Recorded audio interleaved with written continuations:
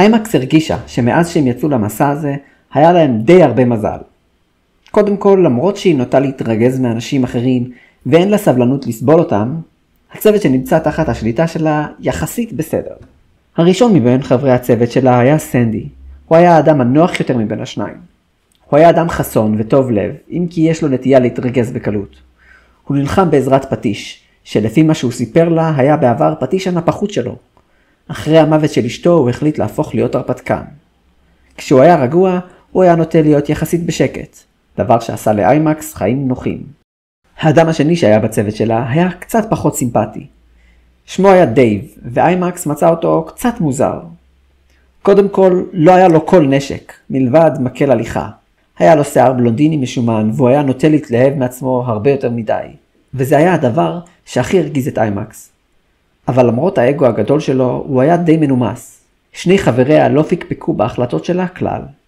אבל חברי הצוות לא היו הסיבה היחידה למזל הרב שלהם. המזל הגיע זמן לא ארוך אחרי שהם יצאו לדרך בחיפוש אחרי האבן.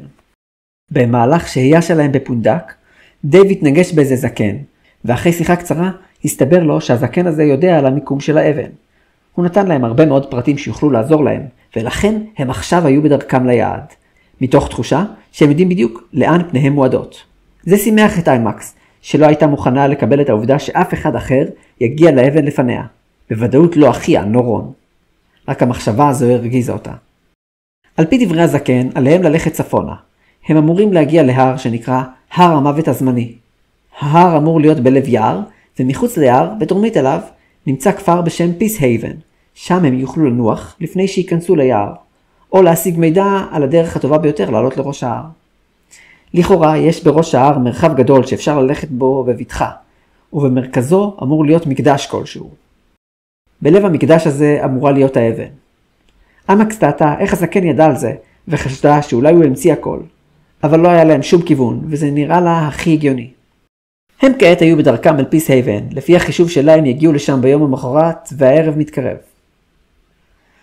מה את אומרת איימקס? שנעצור לנוח? שאל אותה סנדי. עוד מעט, אמרה איימקס. נעצור רק שכבר יחשיך לגמרי. אין לי כוח, נאנח דייב. אל תתלונן, אתה היחיד שיש לו מקל הליכה, העיר סנדי. כן, כן, אמר דייב ונשען על המקל ההליכה שלו. הם הלכו עוד זמן קצר בשקט. כמה דקות לאחר מכן, איימקס נעצרה. מה קרה? עדיין לא שקעה השמש, אמר סנדי. אתם שומעים את זה? אמרה איימקס. זה נשמע כמו כנפיים? סנדי ודייב השתתקו והקשיבו. הם באמת יכלו לשמוע קולות של משק כנפיים, והקולות התקרבו אליהם במהירות, והם הצליחו לראות משהו מתקרב אליהם בהמשך דרכם. זה נראה כמו ציפור. איימקס כבר חשבה להתעלם מהציפור המשונה ועמדה להמשיך ללכת. אולם אז הציפור הגיעה אליה ועפה מול פניה, חוסמת לה את המעבר. היי, עופי לי מהדרך, אמרה איימקס ותפסה בניצב אחת מחרבותיה. סליחה איימקס, אני חושב שיש פתק קשור לרגל של הציפור הזאת, אמר דייב. מה? מה זאת אומרת? אני חושב שזה מיועד לך. הציפור הזו לא עוזבת אותך, אמר סנדי. איימקס צקצקה בלשונה. היא לא אוהבת את זה. היא הושיטה את ידה והציפור נחתה עליה והושיטה לעברה את רגלה. איימקס לקחה מידה את הפתק, פתחה אותו והתחילה להקריא. בעוד היא קוראת, הציפור עפה משם. לצוות 7 במשימה של סקוטינר. אני יודע מה המיקום של האבן, ואני רוצה שכולנו נשתף פעולה יחדיו. אנא עשו את דרככם לעבר הכפר פיס הייבן, ושם אסביר לכם הכל. שיתוף פעולה בין כל הצוותים הוא לדעתי האופן הטוב ביותר להצליח. למכתב לא היה מוען. זה לא רציני, אמר דייב. תני לי בבקשה את הפתק. איימקס נתנה לו את הפתק כשמבטה מצוברח. אני לא אוהבת את זה. זה בדיוק המקום שאליו אנחנו הולכים, אמרה. דייב קרא את המכתב ומבטו היה מתוסכל. מי נראה לכם שלח את זה? אמר. משתמע שזה מישהו מאחד הצוותים האחרים, אמר סנדי. השאלה היא, האם כדאי לנו להיענות לקריאה הזו, או לנצל את העובדה שהשולח המסתורי יחכה בפיס הייבן, ואנחנו נתקדם לפניו למעלה ההר?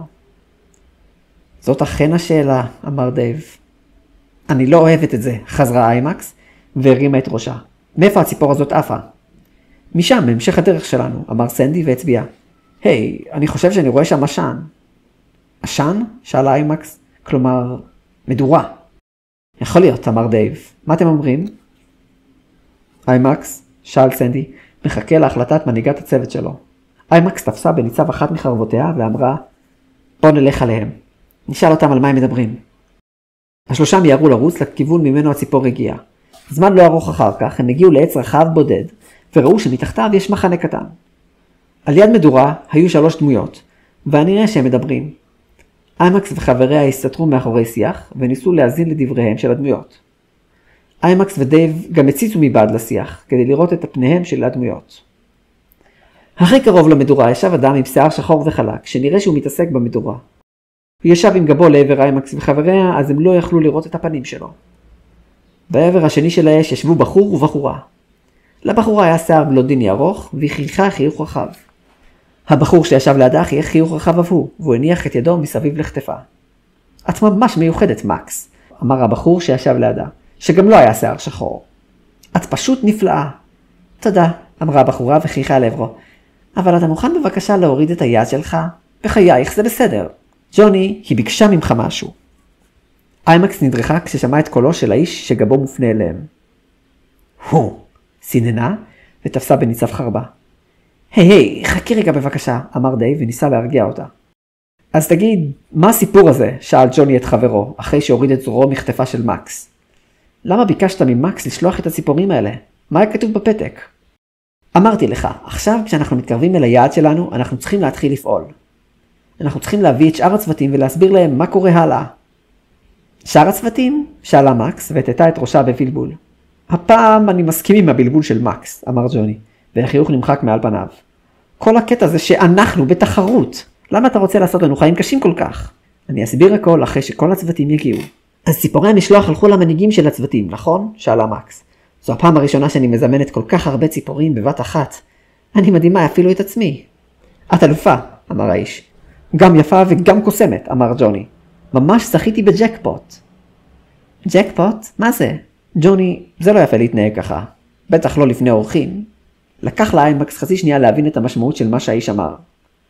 ג'וני ומקס הסתכלו על זה במבטים מבולבלים, ואז חזרו להסתכל על האיש השלישי. איזה אורחים? האיש נעמד, והסתובב להסתכל על השיח, מאחוריו הסתתרו איימקס וחבריה. עכשיו איימקס ראתה שהוא לבש ברדס שהסתיר את כל גופו. אם כי הוא לא שם את כובע הברדס על ראשו, ולכן פניו היו חשופות. היא לא הייתה יכולה לראות את הבגדים שהוא לבש מתחת לברדס, אבל היא לא הייתה צריכה. היא זיהתה אותו, וכשהיא הבינה שהוא יודע שהם שם, היא שנפה את אחת מחרבותיה והסתערה לעברו. הוא שלף מתחת לברדס שלו חרב והתגונן על עצמו ממנה, כשהוא חץ בחרבו רק ביד אחת. כשראתה את זה, איימקס צקצקה בלשונה. התנועה הפתאומית שלה הפתיעה את ג'וני ואת מקס, והם נעמדו. מי זאת? שאל ג'וני. את, אמר האיש עם הברדס. אני מבין. זה מאוחר מדי להגיד שאני מסתער. אמרתי לך, זאת הייתה בדיחה. מה, זו חברה שלך? שאלה מקס. מקס, את לא זוכרת? שאל ג'וני, שנראה שכעת זיהה את איימקס. היא אחת מחברי הצוות האחרים.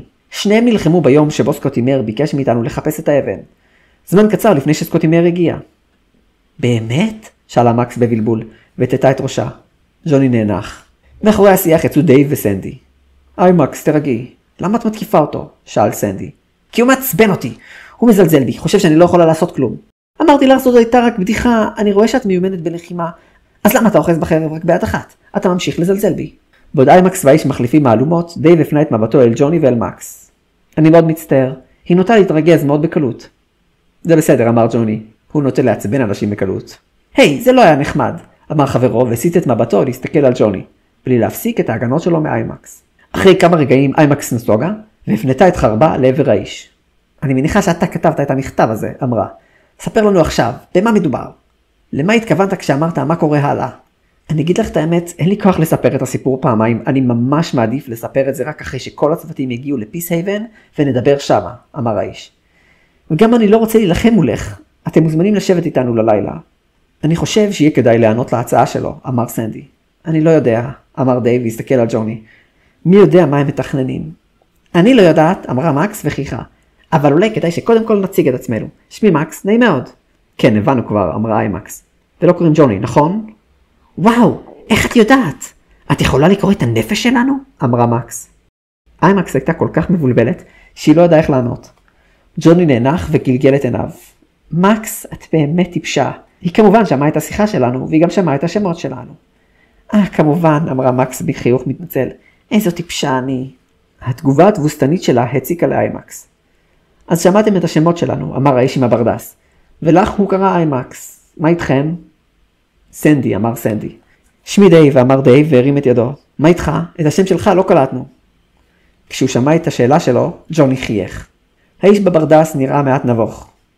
מה קרה? שאלה מקס. גם את זה הייתי מעדיף לספר רק כשכולם יהיו ביחד, אמר האיש. זה יכול לחסוך לי בעיות. אבל מצד שני, אולי עדיף לספר את זה לאנשים בקבוצות קטנות. למה אתה מתכוון? שאלה אימקס בחשד. טוב, זה לא לגמרי בטוח, אבל יש סיכוי שהתגובה שלכם לשם שלי תהיה לא נעימה.